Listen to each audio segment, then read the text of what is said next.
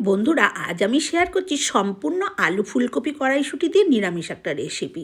তার জন্য কড়াইতে সর্ষের তেল গরম করে নিয়ে প্রথমে কপিটা দিয়ে দিলাম। কপিটা মিনিট দুয়েক নাড়াচাড়া করে নেওয়ার পরে এবারে এখানে দিয়ে দেবো যে আমি ডুমো ডুমো করে আলুগুলো কেটে রেখেছিলাম কপির সাথে সেটাকে। তারপরে আলুটা দেওয়ার পরে একটু লবণ দিয়ে দেবো, দিয়ে নুন আর হলুদের সাথে আলুটার কপিটা আরও 2-3 মিনিট নাড়াচাড়া করে একটু ভাজা ভাজা করে নেবো। যখন ভাজা ভাজা এরকম দাগ এসে যাবে তখন এখানে দিয়ে দেবো 1 চামচ মতন হলুদ গুঁড়ো।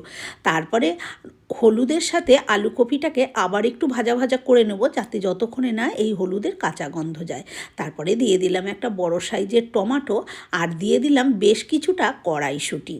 এখন তো শীতকালের কড়াইশুঁটির তরকারি খেতে ভীষণই ভালো লাগে। যাই হোক, তারপরে এখানে কিছু মশলা অ্যাড করছি। তার জন্য দিলাম 1 টেবিল চামচ লাল লঙ্কার গুঁড়ো, আর 1 চা চামচ জিরের গুঁড়ো, 1 চা চামচ ধনের গুঁড়ো। সামান্য একটু জল দিয়ে দিলাম যাতে মশলাটা না পোড়া লেগে যায়। এবারে খুব ভালো করে এইভাবে নাড়াচাড়া করে মশলার সাথে আলু কপিটাকে এইভাবে মিশিয়ে দেবো, দিয়ে এবারে ঢাকা দিয়ে দেবো। গ্যাসের আঁচটা মিডিয়াম টু লোতে করে দিয়েছি। মিনিট 2-3 পর ঢাকনাটা খুলে নিয়েছি। দেখুন মশলার জলটা কিন্তু টেনে গেছে।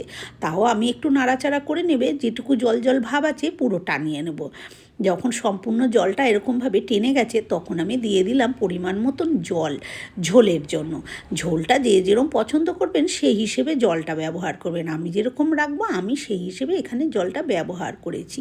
এবারে জলটা দেওয়ার পর এবারে আমি ঢাকা দিয়ে একটু সেদ্ধ করে নিয়েছি।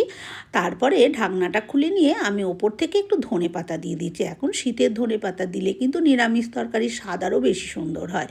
তারপরে এখানে কয়েকটা আলু যেহেতু ভেঙে দেব, আর আলু ভেঙে দিলে কিন্তু ঝোলের আলু ভেঙে দিলে তরকারির স্বাদ কিন্তু দ্বিগুণ হয়, তাই জন্য কয়েকটা ভেঙে দিয়েছি। এবারে আমি আরও 2-3 মিনিট ফুটিয়ে নিয়ে তারপরে গ্যাসটা অফ করে স্ট্যান্ডিং টাইমে রেখে সার্ভ করছি। কেমন লাগলো ভিডিওটা কমেন্ট করে জানাবেন।